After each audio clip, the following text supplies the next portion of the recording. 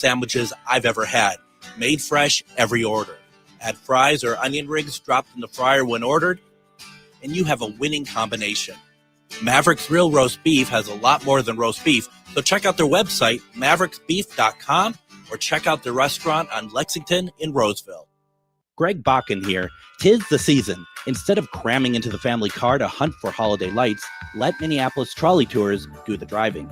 Join us for the enchanting Merry and Bright Christmas Light Tour, where we glide through a winter wonderland filled with twinkling lights, festive decor, and plenty of holiday cheer. This uplifting experience wraps you into the holiday magic from the comfort of a cozy, festively decorated, climate-controlled trolley.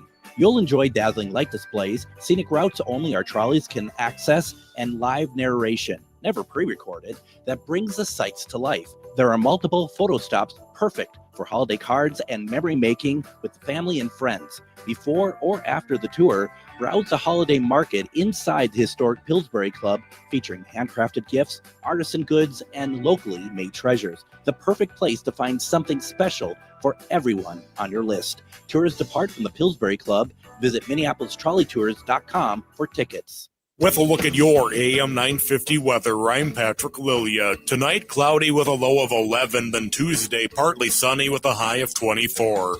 The best roast beef sandwiches in the Twin Cities can be found at Maverick's Real Roast Beef in Roseville. Maverick's is located 1 mile south of Highway 36 on Lexington Avenue near the corner with Larpenteur. Check them out at mavericksbeef.com. Portions of the following program may be pre-recorded. The views expressed and the opinions given by the individual host, guest, random reptoid, or chupacabra may not necessarily reflect those of AM 950 Radio, its affiliates, or its sponsors. Now, it's time to step into the unknown.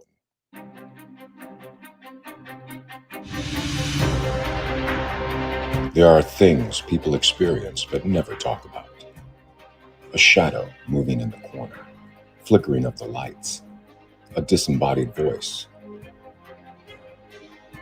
We invite you to talk with us, share your story, share your experience, because this isn't just your story, this is our story.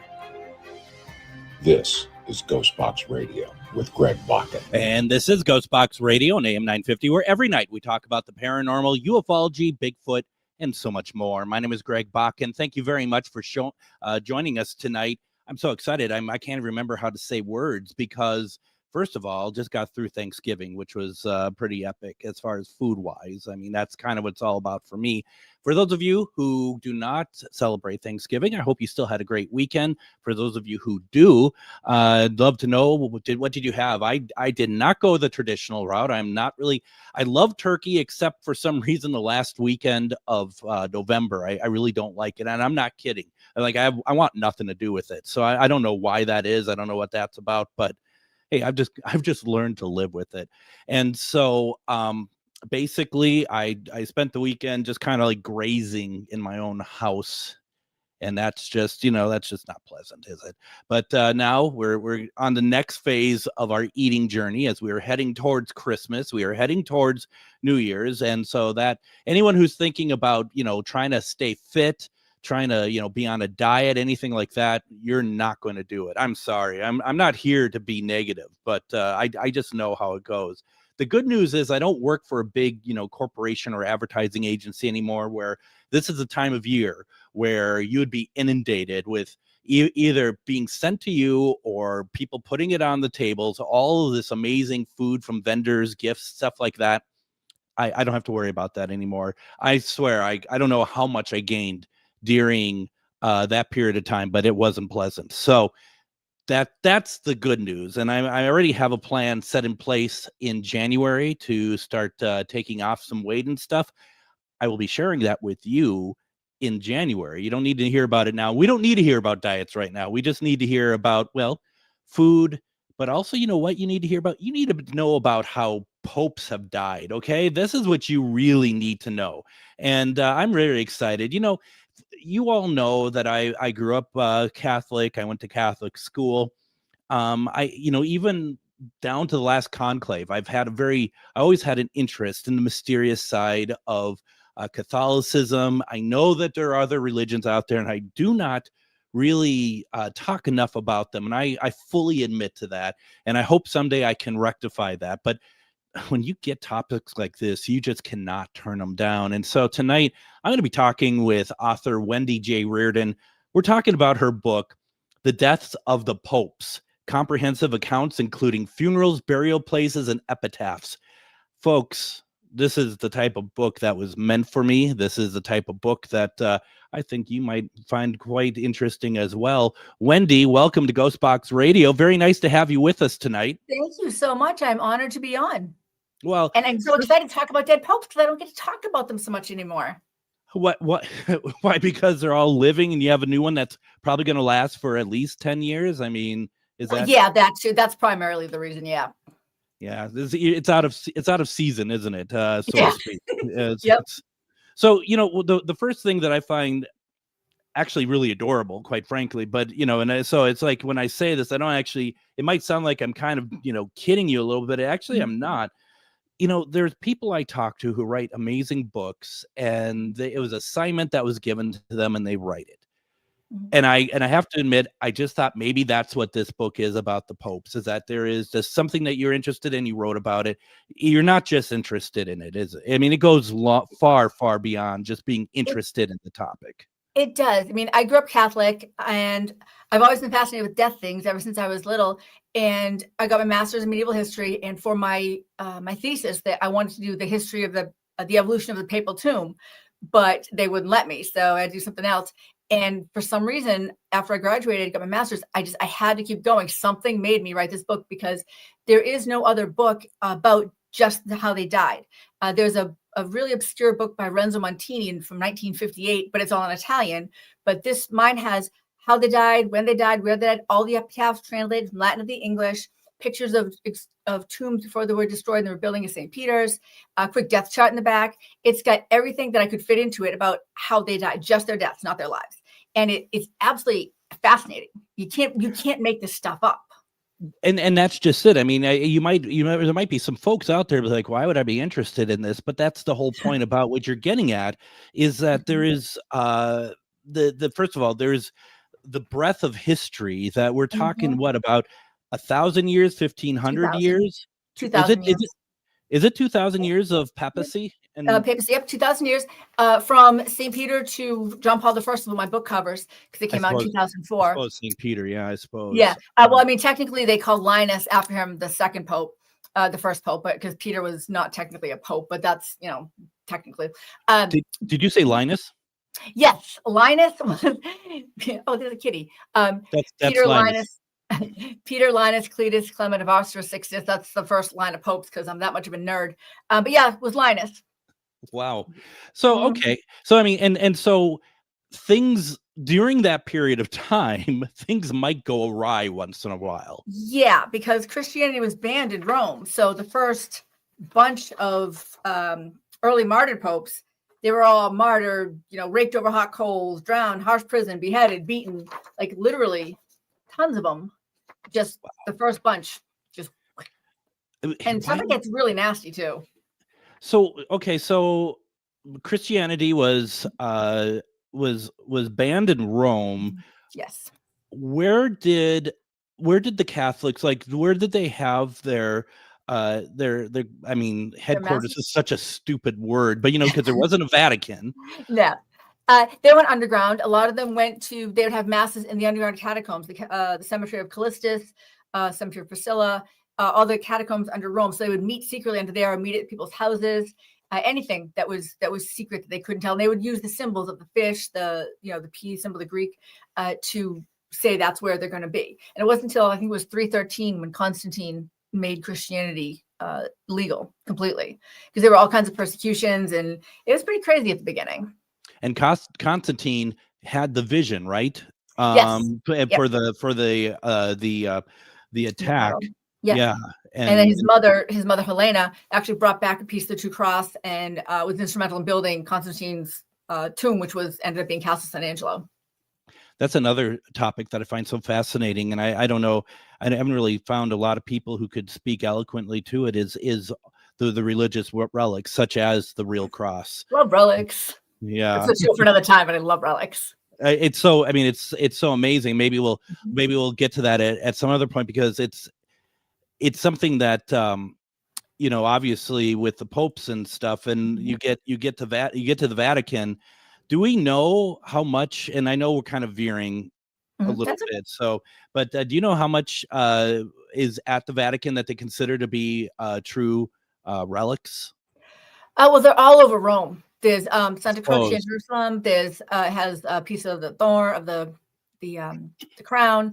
Every Catholic church is supposed to have a relic, but in Rome they've got a lot. So I'm not exactly sure how many and exactly what. I mean, there's bunches of them in the Vatican too, but there are a lot of them are spread around Rome. And when you say Vatican II, we're not mistaking with Vatican II, the actual. Oh yeah, no, not the 1960s Vatican II. Yeah. How did you? How did like at what age was it that you're just like, I'm in on this whole Pope thing? Oddly enough, when I was in 10th grade, we were studying history, and I just loved the whole monks popes thing. Didn't know why. And then when I was working out at Warner Brothers Animation, I actually read Will Durant's The Age of Faith. Went out and got it and read it. And again, the Pope monk, early Middle Ages. I don't know why. I just called to do it. And then I went to Hanna-Barbera, got laid off Hanna-Barbera, and spent a lot of time at Barnes and Noble and reading about just popes, the history of them. I read about Cesare Borgia. Of course, as you know, his father was Alexander VI. Funny guy, hilarious. And I have a really good memory, and it just started from there. My love of death rituals and stuff and popes, and just somehow combined, because I'm not some great scholar, not some great religious person, but something made me write this book. But yet at the same time, no one else has written a book like this. Not in modern times. No. So I don't know, but it chose me. Got a sense of humor. What is about like the death ritual in general? Is there any? I mean, can you pinpoint what it is that you're just like, this is what really interests me? Just fascinating. From the tapping of the hammer on the forehead, saying the Christian name 3 times to see if they've passed, to the the cloth over their head, the 3 coffins. It's just so I love, for some reason, I think it's like a past life thing. I love ritual, love the Catholic ritual, and it's unfortunate that after Vatican II, a lot of the ritual has disappeared. Like they used to have 24 candles on by the catafalque, and it was this big, huge thing. And now there's like 1 candle, and I understand it goes back to the simplicity of Jesus, but the pageantry makes it so much greater. Like the royalty, when Queen Elizabeth died, it was so pageantry and loyal. Nobody complained about that. But if the Pope dies and there's something like, gold things everywhere there, oh God, it's material. And it's still the giving to the glory of the Creator, which is why they have the gold and all that stuff. But I really wish I was around when they had the big catafalques and the fanons, the white feathers, and the sedes decoria where they carry them around. So it could be a lot more visual, and maybe someday it will be again. Well, isn't Vatican II nothing more than basically a PR stunt to try to keep people in the church as well as bring in new people, because for so long. To simplify it, I understand that because before Vatican II, the masses were said in Latin and the priest was facing away from the congregation. So I understand after Vatican II, they had the language in the vernacular so the common people could understand it. And that makes sense. And I just, for the first time, happened to go to Latin Mass, which is a church right down the street here in Alabama. And it is unbelievable. It's so solemn and quiet, but it's beautiful. So it's definitely different than the masses we brought up with. But it's a difference. It's a difference. It's a lot simpler. And people want to go, because back in the day, they were more material. They had to go conquer lands for, the papal states. And now it's so simple. It's completely, almost entirely spiritual. So of course it would make sense that it's simpler. Not as much fun, but simpler. No, that makes sense. Now, when in the Vatican itself, after St. Peter's was built, how far back do popes go that are actually buried in, at the Vatican? Because since there wasn't always a Vatican, but I know that St. Peter's was built pretty much over the burial of St. Peter. St. Peter. And most of them, a lot of them, they were buried around him. The popes would be buried around him after that. Then the seat of Catholicism went to St. John Lateran, a little bit down the road there. But from, I'd say it's weird because the first bunch are actually buried in the catacombs, and then some around St. Peter. So they're kind of sprinkled around a little bit. But it pretty much goes line of succession from, I think from St. John Lateran. Then there's a couple other churches around Rome that they would go to, but maybe the late 1700s, I think, is when they really started just St. Peter's, doing St. Peter's. Interesting. Very, very. I mean, it's such a, and that's the thing. And I think that's what always had made me so interested in all of this, is that just like with you and like you, I mean, I long after Vatican II. So, I mean, I have, I would hear my parents talk about what it was like beforehand, and they were very happy for Vatican II. Yeah. Yeah, I can understand that part. But I was also an altar boy, so you got to take part in some of those things as well, where you're just you just kind of see sort of behind the scenes of just like at a mass or something, and that's what drew me into that also at the time. And we were talking prior to the show, and just kind of, I think probably me not so much as far as you, but I certainly kept my eye on it and really was watching the coverage. Is when a pope dies and what happens with the conclave then. Yeah.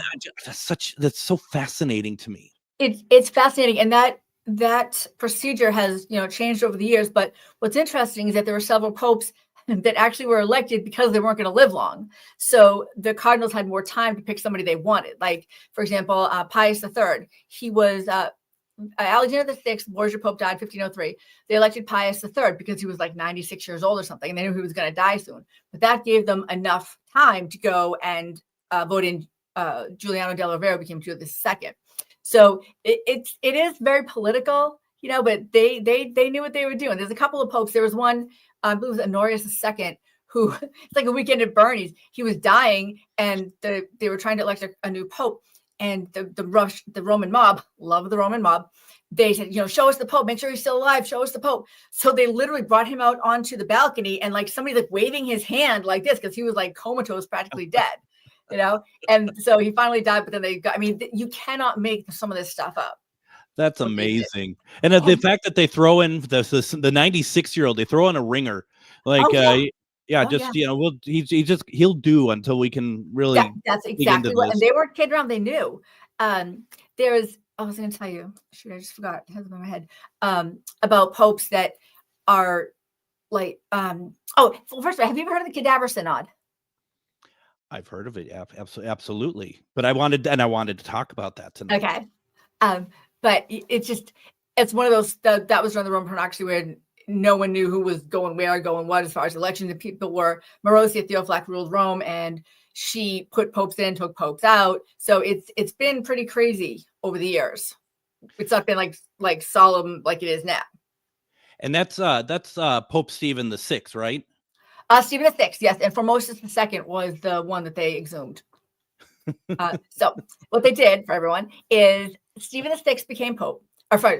Stephen VI. Formosus II was pope, and Stephen VI hated him. So Formosus died, and Stephen VI came after him, and he exhumed his body because he said he had 2 bishoprics, when of course everybody knows that canon law says you can only have 1 bishopric when you're Pope of Rome. So he exhumed the body, put him on trial in the Lateran Palace, the corpse had its own defense team, and found it guilty of having 2 bishoprics, then cut off the 3 fingers of the benediction, tossed the naked, rotting corpse in the Tiber River, where a fisherman came along and fished it out. But right when the trial ended, a huge earthquake struck Rome. So the Roman mob, again, love of the Roman mob, took that as a sign from God. They took Stephen VI, threw him in prison in Castle San Angelo, where he was later strangled. And his epitaph actually says that he was strangled in prison. And again, you cannot make this stuff up. It's crazy.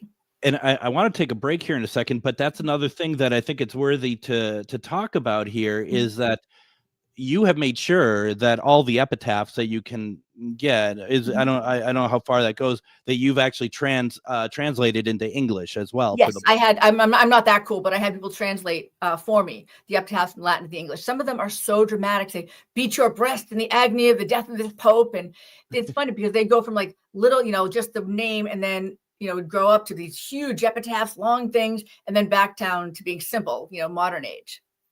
Was those epitaphs, were they written by the popes or like prior to them? Like, sometimes like if you're putting a will together, some of them were, because they all plan their own tombs basically. So some of them were pretty much, and it's just they're pretty funny. Some of the epitaphs because they're so dramatic. He lives among the stars, and it's beautiful. It's interesting. What a time capsule, huh? Oh, it really is. It really is. Why don't we go ahead and do this? I want to go ahead and take our first break. When we come back, there's one that I really want to talk about. I've let you know already, Wendy. I'm not going to, take you off guard here, but I want to talk about Pope John Paul I. That's always interested me. Folks, this is fantastic. Stick around. You're listening to GhostBox Radio on AM 950.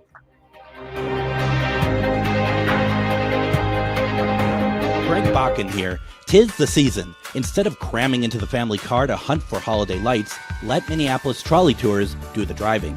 Join us for the enchanting Merry and Bright Christmas Light Tour, where we glide through a winter wonderland filled with twinkling lights, festive decor, and plenty of holiday cheer. This uplifting experience wraps you into the holiday magic from the comfort of a cozy, festively decorated, climate-controlled trolley.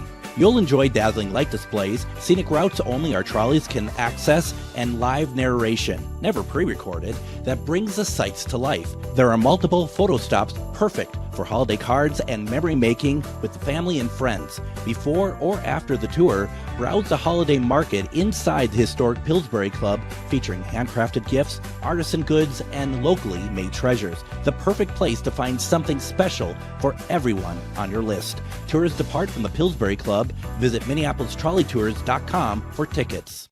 Have you ever met someone who not only can help you on a deep spiritual level, but also potentially change your life? Refined Divine is an extremely gifted psychic medium who travels the nation and lives right here in the Midwest. And she offers mediumship, mentorship, house and business parties, energy healing, palm readings, and so much more.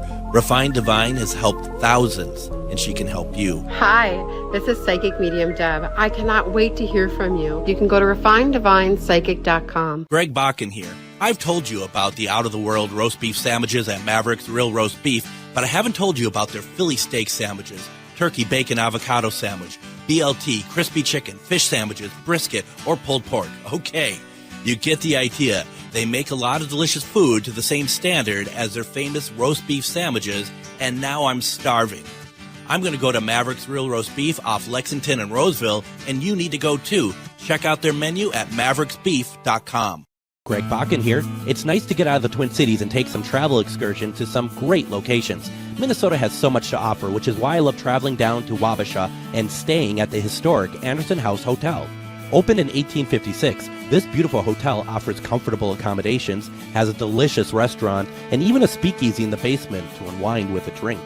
Located next to the Mississippi River and on Main Street, there is a lot of sightseeing and shopping to do too. To get more information, go to theandersonhousehotel.com.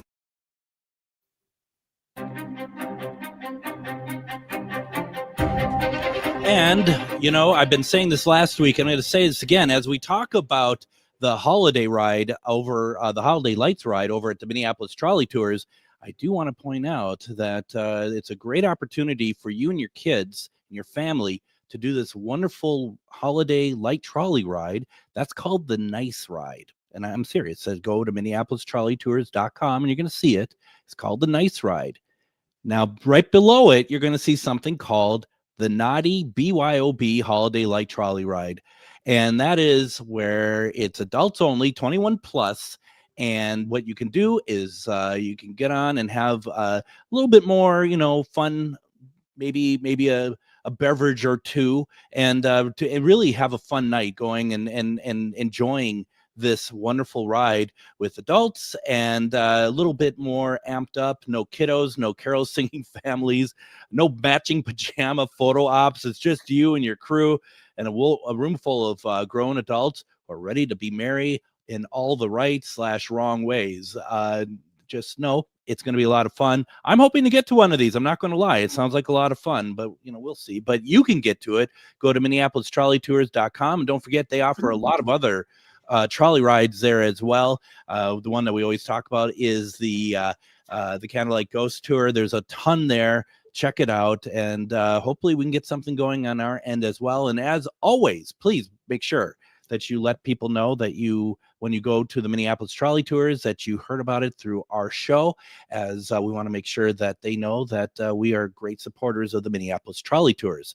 Our guest tonight is author Wendy J. Reardon. We're talking about the deaths of the popes, a comprehensive account including funerals, burial places, and epitaphs. And there's been a couple popes, so that we're not going to get through everything tonight. That's why you got to go get the book. And as always, please consider going over to my website and go over to GhostBox Radio, GhostBox Book Club, where you can go get the book. And please use the Amazon affiliated link to get it. If there's other places you want to get it, see if you can order it through a local bookseller or however else. Please do. These are great books. And, I personally love books with historic significance to it. So, Wendy, thank you for writing this book. This is sort of thing right up my alley. I love it. Excellent. Well, I'm glad you love it. How many popes have there been? I have 265 now and 39 anti-popes. What's an anti-pope? Oh, they're fun. Anti-popes are when they had more than one pope elected at the same time. There were quite a few of them at the beginning, when the religion was getting organized. And the last one was, I believe, in the 15th century at some point. And the first few were murdered very nastily. But they have lasting legacies. One of them, there was 3 popes at one time: Martin V, who was Eugene IV, and John the 23rd. And that was in the early 15th century. And ended up being Martin V won, so he ended up being the Pope. But John the 23rd, whose name was Baldassare Costia, he started out his career as a pirate, and he ended up putting on his 3-tier tomb in the Florence Baptistry. Well, the reason he got to the Florence Baptistry is because he had the finger of John the Baptist, which he donated to the city of Florence. Lucky for him. And so there's a 3-tier tomb there, and it says Papa. It says Pope John the 23rd. So he pretty much gave the eternal finger to Martin V, who's buried down at St. John Lateran in Rome, because it says Papa, and he can't do a thing about it. Wow. They're so much fun. They really are. I can tell you stories.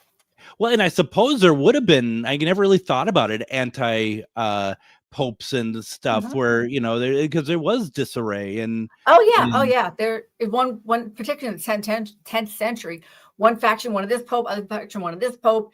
And then, the one time there was 3 popes, and it was egos. It was human male egos. Yeah. Yeah. And well, that's the thing that I think people forget about it. I think even today is that these are human beings, and they have drives. And you said it yourself in the last segment. It's it can be very political, even when it's refined and that we have order, so to speak. Now, one of the things I wanted to kind of talk about, and I've always found this fascinating. As a kid, we were talking. I think I was 4 years old or so when Pope John Paul II came to be as Pope, and that before that was Pope John Paul I, who was only Pope for 33 days. 33 days, yeah. Albano Luciani. He was 33 days. And there's a lot of funky stuff with that, because what the Vatican put out was that he was found by his male secretary, John McGee, when actually it was Sister Vincenza bringing him his morning coffee that found him. Now, what had happened was the night before, he had tea with Cardinal Cody of Chicago, and he told the cardinal that he was going to expose him with the whole Vatican bank scandal. Yeah. And of course, that's not going to happen. So the next morning, since Sister Vincenza finds him dead, she said that she found him covered in vomit. His slippers were gone, his glasses were gone, and his low blood pressure medication was gone. And that the official story was that he was found sitting up in bed reading The Imitation of Christ, which he didn't even own a copy of. So the slippers, the glasses, and the medication were never found. And the embalmers were called, or the mortuary people were called right away, which normally they're not, but they were called right away. And there were no organs taken out, and because they do that when they embalm them, no embalming. Yeah. And he was buried like real fast. And they said by 4 o'clock the next morning, palace apartments scrub clean. So there was a lot of funky stuff with that. And I don't know anything about anything, but it seems to me like vomit all over yourself is an indicator of possibly poison, right? Oh yeah. And it's just so strange in this day and age that something like that would happen. But it's still just like, what is it? The Godfather 3, you can't expose that stuff to them. And so I think that there was some foul play there. There's another Pope, Pius XII. You know what Pius XII? He was the Pope during Eugenio Pacelli, Pope during World War II. And what happened at his funeral? What happened? Well, a lot of scandal there. He died. One of the reasons he died was he had hiccups that ruptured his stomach lining. So he had these constant hiccups. So he passed. And before he passed, his doctor, who was Galileo Zolisi, who was actually an optometrist, injected him with the adrenal glands of monkeys to try to save him. Didn't work, obviously. Passes away. And again, Lisi, instead of doing an embalming, made a spray-on embalming. So at the first funeral mass at St. John Lateran, during a quiet part of the mass, the coffin cracked because the gases were escaping, a big loud noise. And then when they had the part at St. Peter's, they had him on the cataflact, and they had to build an extra high one because the smell was so bad. And he had a big nose. It was all black and turned off. And you're not supposed to take pictures of a pope in their deathbed. But of course, Lisi did. So I've got that in the book too. And the papal guards were fainting that were by his side and had tears running down their eyes. And people were told that they were crying, but that was because the smell was so bad. And that's in 1958, I think he died. It's incredible that even to this day, there's still such big snags. That's incredible. And it is. I just the whole thing too, with like going back to Pope John Paul the First, you're right. There's that stuff I didn't know. I mean, I've followed from a certain degree, but even like a lot of the documentaries talk about how he's found sitting up in bed, like reading, just kind of a rewriting of history to kind of keep people from asking too many questions. It seems. Well, they packed Sister Vincenda, who always brought him his coffee in the morning at 5 a.m. They packed her away off to a convent in Ireland. Get her out of there. Yeah. Wow. Yeah, I don't know if they could keep her that quiet today with all the social media and stuff, but it's interesting. It's very interesting. Well, you got to wonder what kind of stuff is going on in the Vatican that we just don't know about. I did read when I say read, I listened to the book on tape about a journalist who covered the Vatican for a great number of years during Pope Francis. Really during his time. And it actually is interesting because it sounds, even as beautiful and robust the Vatican is, it sounds rather poorly organized on certain levels, but extremely organized on other levels. Yeah. It's committees. Apparently there's like just so much red tape with everything. And it really is who you know more than you would think, but it's who you know and getting stuff done. And if some cardinal doesn't want something done, it's not going to get done. But it's a big who you know kind of place. I feel like we need to have like a, some sort of like big like next one that passes, like some big like thing where a casket explodes or something. They seem very normal lately. They've all seemed very normal. Yeah. I mean, when Italy became a country in 1878, united, it kind of lost all of its spunk. Like the Roman mob wasn't there to try to throw the Pope in the Tiber River. There was no, typical. No corpse were on trial. We need corpse on trial. Exactly. They didn't wait. They didn't elect a really old Pope to get elected. So they get time to elect a new one. It's all the fun's kind of gone now, but it's more spiritual. Well, and it's interesting too, because I mean, and I suppose it was this way with the last Pope, but I mean, I really think about, Pope John Paul, in my mind, it was really such a trailblazer for the church and stuff. And I remember that, we had watched him die for about nearly 10 years. Yeah. To be honest. It was really tough to watch him. It was. But towards the end, and especially in March of 2005, it just like it literally was a Pope watch, to see what was going, what's happening with him. Yeah, they turned the light out in his bedroom, and what I liked, everybody clapped. It's like good job, you're done, good job. I love that Europeans will clap at a funeral like that.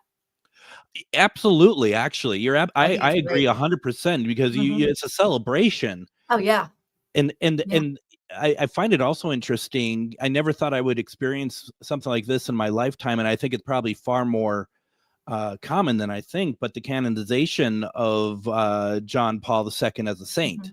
Yes. That just to me is like, it's like, I think it's fitting, first of all, but the fact that's a thing that happened.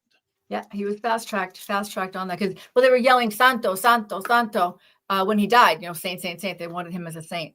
Saint John Paul II the Great, and he's the Great. He's only one of Leo the Great, Pope Leo the Great, and Gregory the Great. Only a couple of them that have the Great after their names. Yeah, and it's interesting too because the Pope just prior to the one we have now, and I hate to say it, I've really lost count of the names and whatnot, so I apologize for forgetting, but no, the one between Ratzinger and the current one, Francis the first, and the fact that it's kind of over. I think it's over because he was also maybe not on the level of Pope John Paul II, but he was a trailblazer of his own. He was really, and I think the current one from Chicago here, I think that that's another. I mean, I think that they've had some really good candidates. I couldn't believe they elected an American, because usually they come from third world countries to prove that they care about the poor people too. So that was surprising to every Pope watcher that it was an American. Yeah, no, it was really incredible. And something else I never really thought about until you brought it up with the Pope that passed in 58, that there isn't any photos generally of a deathbed photo of a Pope. No, they were forbidden to do that, but Galileo Lisi rules didn't apply to him apparently. And it was here. If you can see that. Yeah, I'm gonna for those watching, I'm gonna make this bigger so we can all see. That's Pius. Oh, and that's one of the, and you can see it's kind of turning green right there. Oh and my gosh. The catafalque. Right, and then when they die, you said that they obviously knock the 3 times on the head, but they also take the gold ring and they destroy it. They destroy the fisherman's ring. They steal the papal apartments. There's a little illustration of the hammer ritual. Let me and they call it their Christian name 3 times, and boom, boom, boom, and then they'll do the cloth over the face 3 times, and then if they don't answer, that's when they declare them officially dead. Wow. I'm going to show you the simplicity. Hold on a second. But they can. Hold on. I'm trying to find this picture of the difference. Where is it? That's the one I wanted. I can't find it. But they're the tombs are so simple now compared to the Middle Ages. They're super big, and one little candle. When there used to be 24 of them, it used to be quite a spectacle. Yeah. Wow, that's interesting. What was one of the things when you wrote the book, when you did the research? What was something that just kind of, because there had been a bunch of stuff that just stood out to you, wow, and I don't know what that wow necessarily means to you, but what was something in that book that when you're researching, you're just gosh, the entire 10th century. That was the Roman pornocracy, where this woman put popes in, took popes out, the cadaver synod, and I think a lot of it that stood out too was the maneuvering, right, and the different the separate organ burials in the Church of St. Vincenzo and Anastasio. It's just it's funny. I hate to say that, but a lot of it is really funny, what they would do to get themselves elected. And what happened with Pope Alexander VI, the Borgia Pope, died in 1492.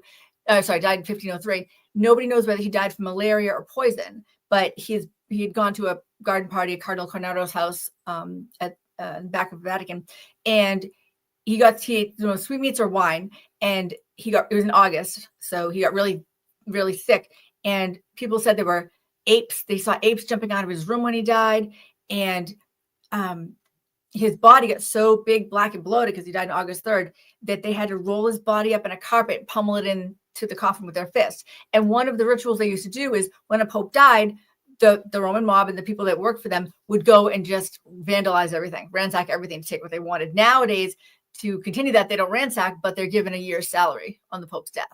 But the fact that they did this with Alexander VI, that Pius II in not 1464, 14 something like that, he through a crusade, nobody showed up, so he died of a broken heart in Ancona, and his heart is enshrined there. And the separate organ burials from Sixtus V to Leo XIII, from it was 1605 to 1903, the the viscera and the hearts are buried in the Church of San Vincenzo and Anastasio in Rome. And my pet rats, when they died, I kept them. My vet took their hearts out. So when I went to Rome, I went to the church and there was a big confessional and there was like that much room. And so I had a little box and said, Memento Mori, baby and boo rat, and I tossed it behind there. So the hearts of my rats, rest of the popes for all eternity. But anyway. So you opened up the bodies of your rats and took out the... My vet did. My vet, yeah. Oh, okay. It's like, I didn't do it. No. No, my vet did that. My vet, because they meant the world to me. And so I just sort of tossed it behind the confessional. So the hearts of my beloved babies rest with those of the popes. That's sweet. Why don't we go ahead and do this? I want to go ahead and get our last break in so that we can continue talking about all things. If anyone has any questions, go ahead, put them in the comments. Otherwise, we're going to keep talking about the death of popes and other odd things that go along with that as well. My guest tonight is Wendy Reardon. We're talking about the death of the popes. Don't go anywhere. You're listening to GhostBox Radio on AM 950. Greg Bakun here. 'Tis the season. Instead of cramming into the family car to hunt for holiday lights, let Minneapolis Trolley Tours do the driving. Join us for the enchanting, merry and bright Christmas light tour, where we glide through a winter wonderland filled with twinkling lights, festive decor, and plenty of holiday cheer. This uplifting experience wraps you into the holiday magic from the comfort of a cozy, festively decorated, climate-controlled trolley. You'll enjoy dazzling light displays, scenic routes only our trolleys can access, and live narration, never pre-recorded, that brings the sights to life. There are multiple photo stops perfect for holiday cards and memory making with the family and friends. Before or after the tour, browse the holiday market inside the historic Pillsbury Club, featuring handcrafted gifts, artisan goods, and locally made treasures. The perfect place to find something special for everyone on your list. Tours depart from the Pillsbury Club. Visit MinneapolisTrolleyTours.com for tickets. Have you ever met someone who not only can help you on a deep spiritual level, but also potentially change your life? Refined Divine is an extremely gifted psychic medium who travels the nation and lives right here in the Midwest. And she offers mediumship, mentorship, house and business parties, energy healing, palm readings, and so much more. Refined Divine has helped thousands, and she can help you. Hi, this is Psychic Medium Deb. I cannot wait to hear from you. You can go to refineddivinepsychic.com. Greg Bakun here.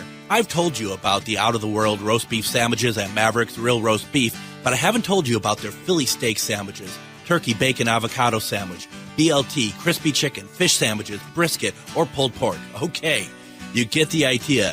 They make a lot of delicious food to the same standard as their famous roast beef sandwiches, and now I'm starving. I'm going to go to Maverick's Real Roast Beef off Lexington and Roseville, and you need to go too. Check out their menu at mavericksbeef.com. Greg Bakun here. It's nice to get out of the Twin Cities and take some travel excursions to some great locations. Minnesota has so much to offer, which is why I love traveling down to Wabasha and staying at the historic Anderson House Hotel. Opened in 1856, this beautiful hotel offers comfortable accommodations, has a delicious restaurant, and even a speakeasy in the basement to unwind with a drink. Located next to the Mississippi River and on Main Street, there is a lot of sightseeing and shopping to do too. To get more information, go to theandersonhousehotel.com.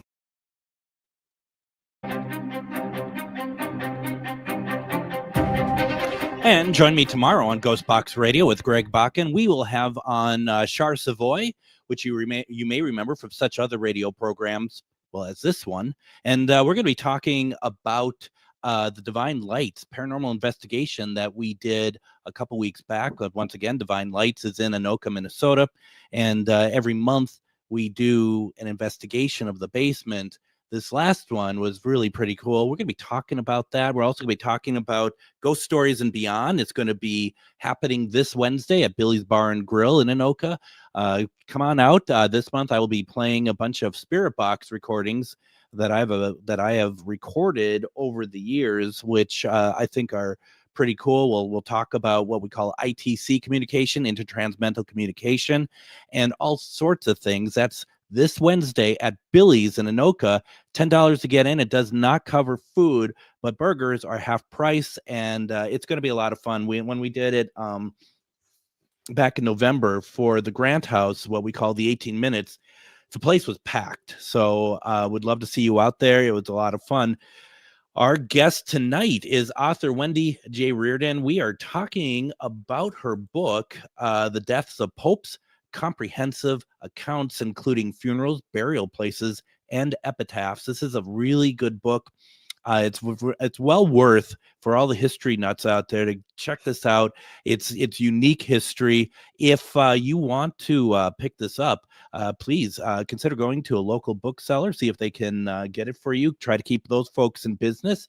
Otherwise, you're more than welcome to go over to ghostboxradio.com, Ghostbox Book Club, where you can use the Amazon affiliated link. That also helps me directly. So whatever works, just please check out this book. I think you're going to really enjoy it.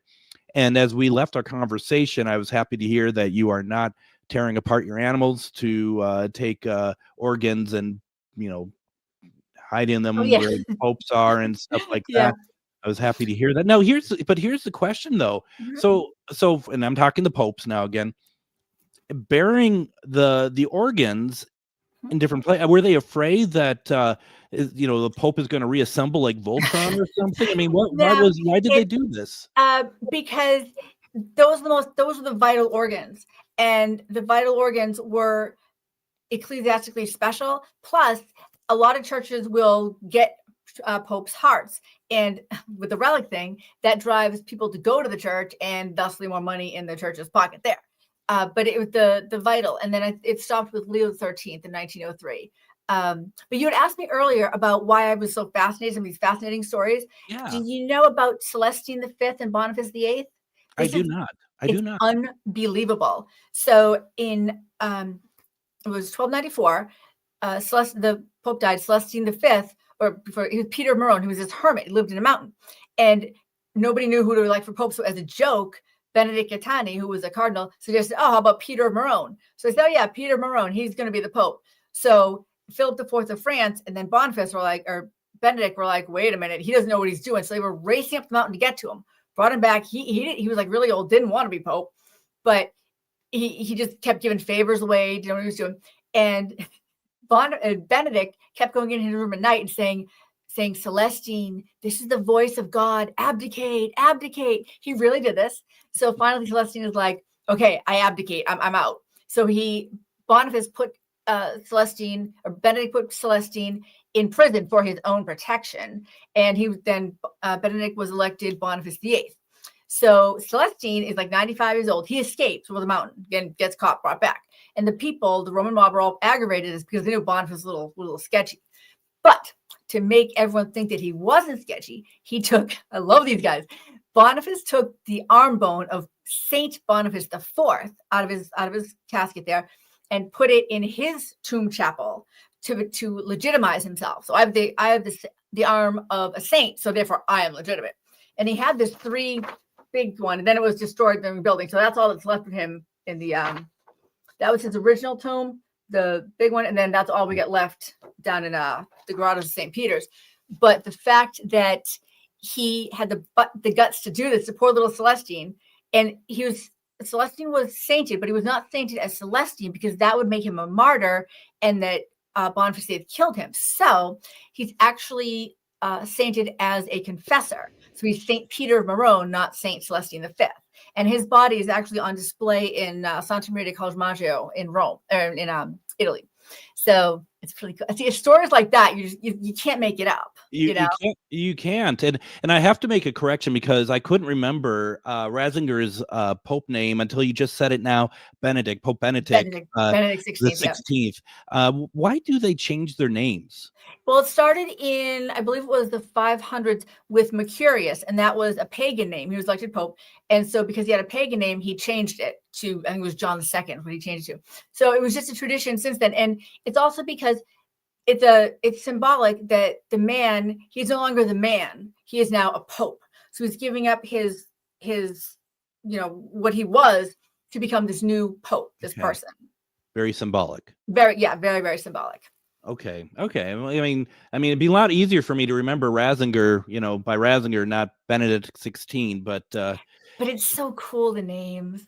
It's, and there's when you're picking a name, I suppose there is like there is so much behind it. You're picking a Well, name because of what's also come before, right? something like that. Formosus of the Cadaver Synod fame, who was exhumed, Formosus means beautiful. He picked his own name as beautiful. So, there you go. You have beautiful, you have innocent, right? Innocent, yep, lots. Like my Innocent the Third action figure, because why wouldn't you have an Innocent the Third action figure, right? Who makes this stuff? I got it at Newberry Comics back in Boston. I don't know who makes it, but somebody really cool makes it. Have they made like 200 and whatever number of books, or just like the no, I don't know why Innocent. But speaking of him, when he died in 1216 of illness, and they have a ritual of abandonment at the funeral, so everybody leaves the church at night. And wouldn't you know, some hooligans got in and left him in Latin fere nudum. So they don't know if that meant they left him in just the white Catholics or actually like in the nude. There are other popes that were during the ritual of abandonment. The candles fell over, burnt their corpses. There's just so much stuff that you cannot believe it all, but it's real.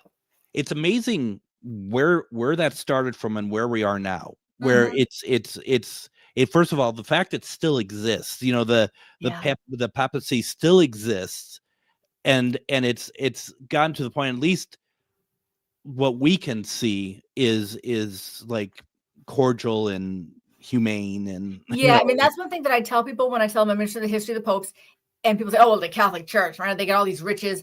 But I mean, I don't think Jesus had St. Peter's in mind when he rode into Jerusalem on the donkey, but the core religion of Jesus' teachings has made it through 2,000 years of questionable popes, so that they don't teach us that in CCD, but that's a real good thing that I think would boost your faith in the Catholic Church. What was I going to say? Shoot, I forgot. But it's gone 2,000 years, from questionable men. And actually every pope in my studies, every pope except for John the 12th has done something good for the church. No matter how many wives or kids they had in the Renaissance, John the 12th was appointed by, I believe it was Otto the Third around the 10th century. And he was 18 and he was in bed with this woman, Stephanata. Her husband came home. The husband strangled him, tossed him out the window. So again, that's John the 12th, but he's the only one that really didn't do anything, try to advance the church. The rest of them actually really did. Now we have about 4 minutes left here, and there's just a couple that I had looked up that I found very interesting, just kind of weird. Like, for example, Pope Adrian the Fourth died after choking on a fly. Yeah. And Martin the Fourth died from choking on too many pickled eels he was eating. Eels of Vernaccia wine. And I have the recipe in the book. Oh yeah, because why wouldn't you? Why wouldn't you? Exactly. Pope Clement, he was tied to an anchor and thrown into the sea. One of the first, I believe it's Clement the First. Yeah, one of them, who was it? I can't think of off the top of my head. I used to know. Actually died from a botched operation to remove his chronic hemorrhoids.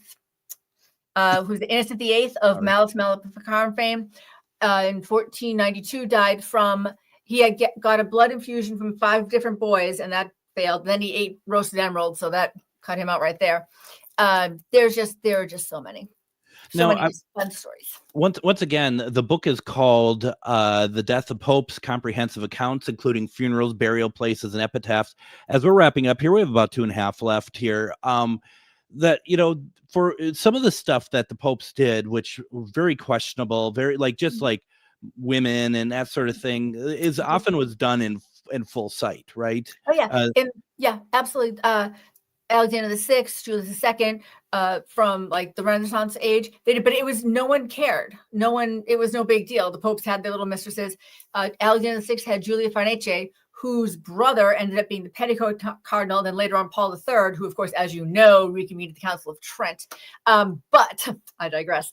It was no big deal. Like, everyone knew he had Lucretia and Joffrey and all them, Alexander VI, but it was no big deal back then. Like, we can't look at what they did through our lenses, and that's part of the Reformation, is that they said, well, Pope Leo X said in 1513, God gave us the papacy, let us enjoy it, which of course was kind of like the start of which I don't blame him for being a Reformation, because that was a little much. He had a pet elephant too.